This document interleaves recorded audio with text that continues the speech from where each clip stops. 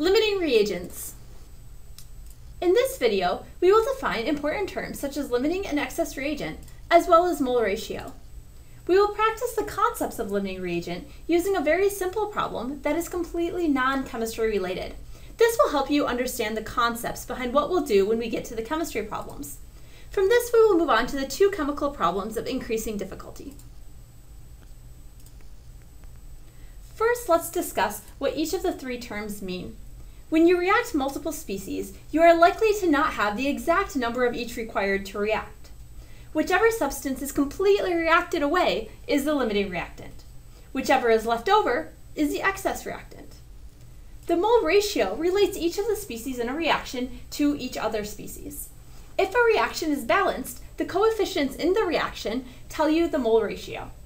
This is important in determining the limiting and excess reagents, since you'll need to know how the reactants react. Let's start by doing a non-chemistry example to get the conceptual problem-solving ideas across. Let's say that two siblings are making gift bags for their brother's birthday. They know that in each gift bag they want to have 2 toy cars, 3 pieces of candy, 4 pieces of pirate gold, and 2 toy dinosaurs. Because of the way that the packaging comes, once they buy all of the supplies, they actually have 10 toy cars, 25 pieces of candy, 22 pieces of pirate gold, and 11 toy dinosaurs. From this, they want to know how many gift bags they can make. They also want to decide what is the limiting reactant and how much of the excess reagent, in chemistry terms, is present at the end of the process. We're going to use this exact same protocol to work through the chemical reactions. While many of you may be able to find out the answer by simply looking at it, I want to step through the thought process in depth in order to ensure that you understand what your own thought processes are before moving on to the chemical examples. First, let's draw out a sort of chemical reaction to model this. We would have our 2 cars, our 3 candies, our 4 golds, and our 2 dinos. Now we have a couple of different ways of looking at the problem. We could say, given this many cars, how many pieces of candy, how many gold pieces, and how many dinos do we need to make each bag?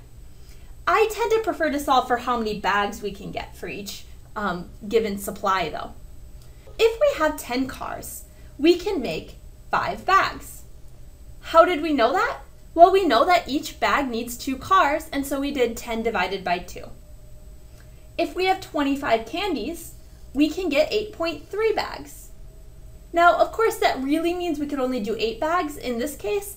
I'm leaving the decimal there, though, so that you can see how this would work in a more normal chemical example where decimal points are allowed. If we have 22 gold, we would divide that by our 4 pieces of gold per bag to get 5.5 bags. For our dinos, we have 11 dinos, 2 per bag, gives us 5.5 bags.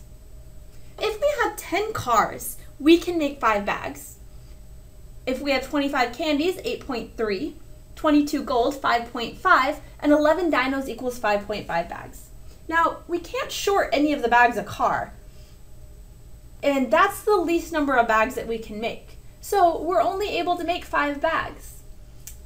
That means that our cars are, in chemical terms, our limiting reagent. That's what's going to stop us from being able to make more bags.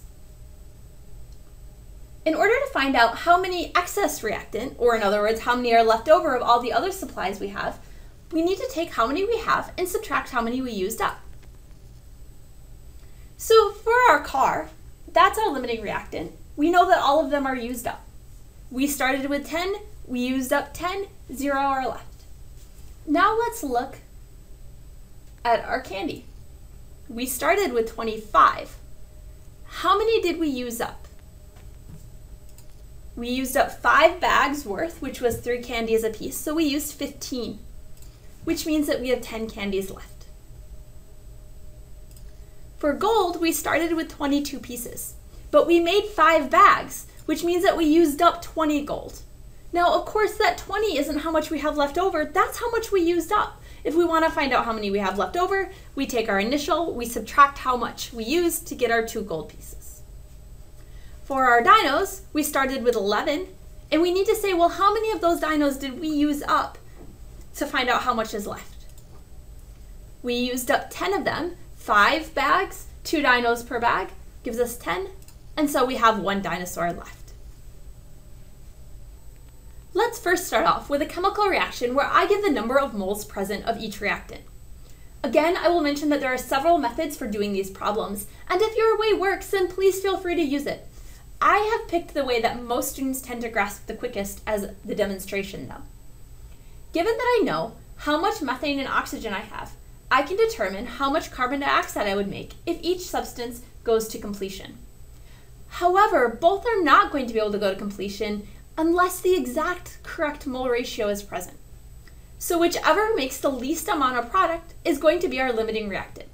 The other one will not go to completion, will be our excess reactant, and will have some left over.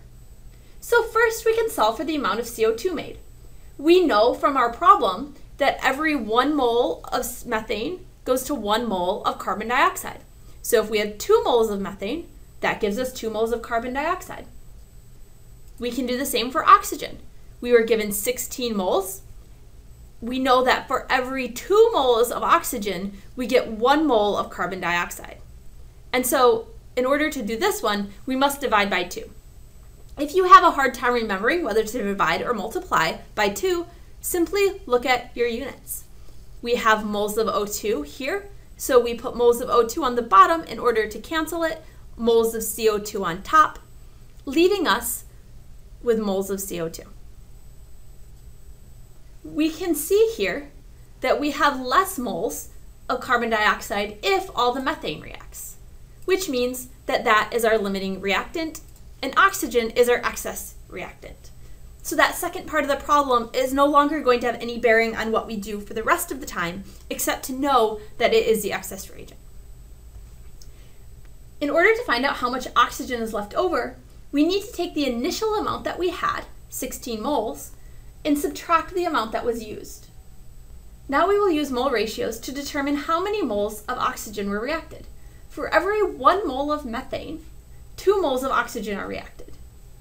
Therefore, for 2 moles of methane are reacted, then 4 moles of oxygen are going to be reacted. So we have our initial moles, subtract how much was used by reacting the methane to get how much was left over. In real life, you're seldom going to be finding moles of a species. Instead, you'd find something measurable and be given something measurable, like grams or volume, and you'd have to convert that into moles. Let's do one of these problems so you can see how to build on this basic protocol.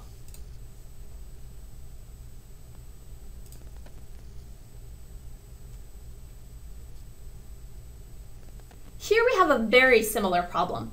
However, I have given you 2 grams of methane and 9 liters of oxygen rather than telling you the moles. I will follow the same protocol for solving for the reactant, assuming first that each are converted fully to see how much reactant is made. Let's start with methane.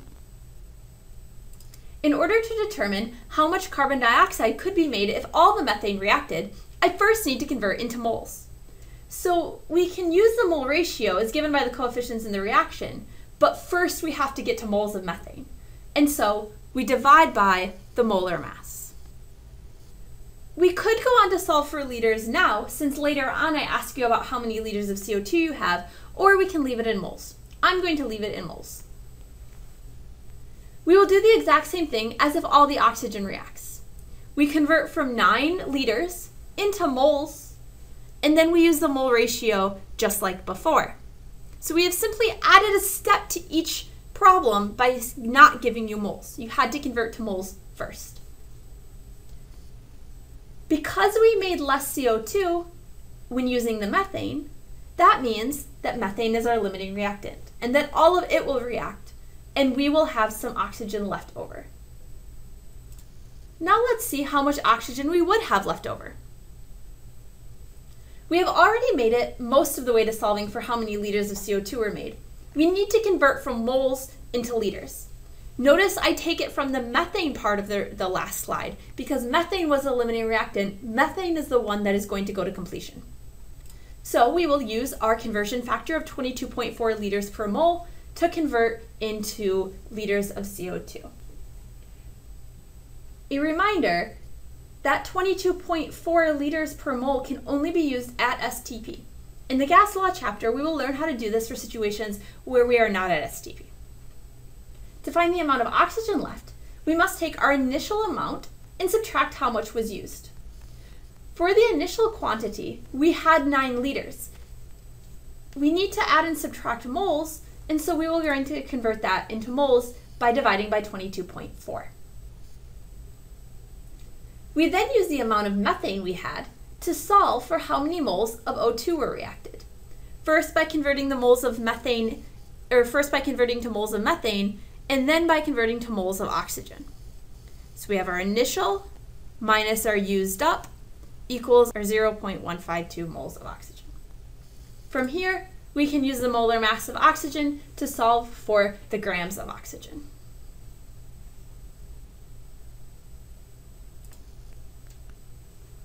You should now be able to define limiting and excess reagent, as well as the mole ratio, and have an idea of how to determine the limiting reactant, as well as how much of the excess reactant is present when the reaction is complete.